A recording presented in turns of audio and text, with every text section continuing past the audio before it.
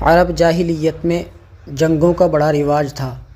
ذرا ذرا سی اور بہت ہی معمولی باتوں پر ان میں جنگ چھڑ جاتی تھی۔ ایک دفعہ جب لڑائی شروع ہو جاتی تو پھر کئی پشتوں اور صدیوں تک برابر جاری رہتی۔ ان کی لڑائیوں میں کوئی بھی لڑائی ایسی نہیں ملتی جو کسی معقول اور اہم سبب کی بنا پر شروع ہی ہو۔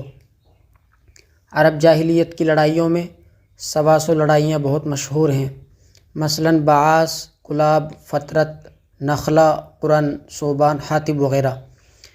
ان لڑائیوں سے کسی قبیلے یا ملک کو کبھی کوئی فائدہ نہیں پہنچا، بلکہ طرفین کو ہمیشہ تباہی و بربادی اور نقصان جان و مال برداشت کرنا پڑا۔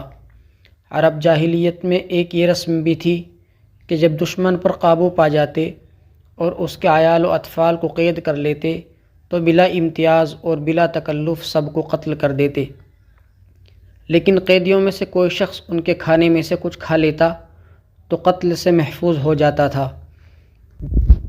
جس کو قید سے آزاد کرنا چاہتے تھے تو اول اس کے بال تراش لیتے۔ ان میں مبارزہ کی لڑائیوں کا بڑا رواج تھا۔ صف بندی کر کے لڑنا ان میں رائج نہ تھا۔ گھوڑوں اور ہتھیاروں کی نگہداشت کا ان کو بہت زیادہ خیال رہتا تھا۔ شمشیر زنی، تیر اندازی، شہ سواری، نیزہ بازی میں جس شخص کو کمال حاصل ہوتا اس کی بڑی عزت و توقیر کی جاتی اور اس کا فوراً نام دور دور تک مشہور ہو جاتا۔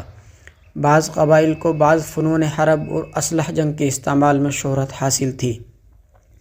خاص تلواروں، نیزوں، کمانوں، گھوڑوں وغیرہ کے نام رکھ لیے تھے اور سارے ملک میں سمجھے اور پہچانے جاتے تھے۔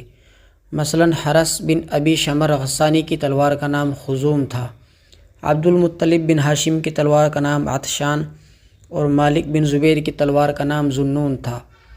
یہ سب کچھ اس امر کی دلیل ہے کہ عرب کے لوگ جنگ و قتال کے بے حد شائق تھے۔ یہی وجہ ہے کہ گھوڑے اور تلوار کے نام عربی زبان میں 1000 تک